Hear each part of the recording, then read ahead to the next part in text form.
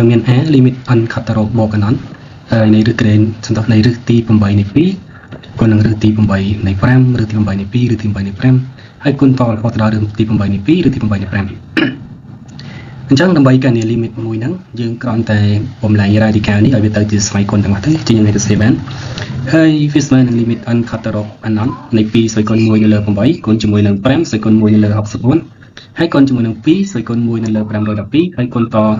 រហូតទៅដល់2ស្វ័យគុណ1នៅលើ8ស្វ័យគុណ211គុណជាមួយនឹង5ស្វ័យគុណ1នៅលើ8ស្វ័យគុណ2អ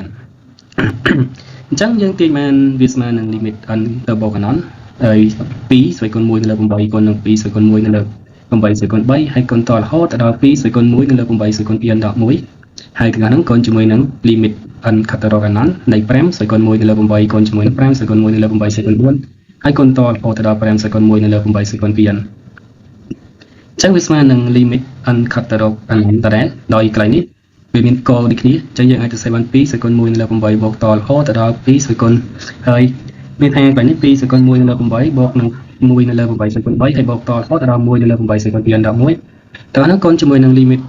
n ខាត់ទៅរក n នៃ5ស្វ័យគុណ1នៅលើ8បូកនឹង1នៅលើ8ស្វ័យគុណ4បូកតរហូតដល់1នៅលើ8ស្វ័យគុណហើយ2អញ្ចឹងយើងប្រើទៅតាមលក្ខណៈ limit នៃ exponential ទៅយើងអាចទាញបាន2ស្វ័យគុណ1នៅលើហើយ2ស្វ័យគុណ limit n ខាត់ទៅរក n នៃ1នៅលើ8បូកនឹង1នៅលើ8ស្វ័យគុណ3បូកតរហូតដល់1នៅលើ8ស្វ័យគុណ211ហើយគុណជាមួយនឹង5ស្វ័យគុណ limit n ខាត់ទៅរក n នៃ1លើ8ក្រេបូកនឹង1នៅលើ8ស្វ័យគុណ4បូកតរហូតដល់1នៅលើ8ស្វ័យគុណ2តើមកយើងធ្វើការតាំង sn ស្មើនឹង1នៅលើ8បូកនឹង1នៅលើ8ស្វ័យគុណ3បូកតរហូតដល់1នៅលើ8ស្វ័យគុណ211អញ្ចឹងយើងអាចទាញបាន sn យើងអាចប្រើទៅតាមផលបូក Sweet limit ទៅអញ្ចឹងវាស្មើនឹង a អមគុណនឹង1ដកឲ្យគុយ n នៅលើ1ដកនឹង2អញ្ចឹងវាស្មើនឹង1លើ8គុណនឹង1ដកដល់1លើ64លើជាស្វ័យគុណ n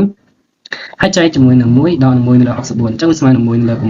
8ហើយគុណនឹង64កតា1ដកនឹង1លើ64លើជាស្វ័យគុណ n ហើយចែកនឹង63អញ្ចឹងវាស្មើនឹង8កតា1ដកឲ្យ1នៅលើ64លើជាស្វ័យគុណ n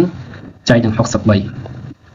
តោះមកយើងតាម vn ស្មើនឹង1នៅលើ1សន្តោសស្មើនឹង1ចែកឲ្យ8ក្រេបូកនឹង1ចែកឲ្យ8ស្វ័យគុណ4ហើយបូកតរហូតដល់1ចែកនឹង8ស្វ័យគុណ2n ប្រើទៅតាមផលបូក Sweet limit នេះដូចគ្នាដែរអញ្ចឹងយើងអាចទាញបាន vn ស្មើនឹង a អងគុណជាមួយនឹង1ដកនឹងគុយ n គុយស្វ័យគុណ n នៅលើ1ដកគុយហើយវាស្មើនឹង1នៅលើ64គុណជាមួយនឹង1ដក1នៅលើ64លើជាស្វ័យគុណ n ហើយដក1នៅលើ64នេះថាទាំងអស់នេះចែកនឹង1លើ64អញ្ចឹងយើងសម្រួល64ចោលទៅហើយអញ្ចឹងវាស្មើនឹង1ដកតែ1នៅលើ64ស្វ័យគុណ n ដល់63អូខេអញ្ចឹងគេទាញបាន2ស្វ័យគុណ limit n ខាត់ទៅរក n នៃ sn គុណជាមួយនឹង5ស្វ័យគុណ limit n ខាត់ទៅរក n នៃ vn នោះយើងចុះកន្លែងនេះដោយ sn ហើយកន្លែងនេះដោយ vn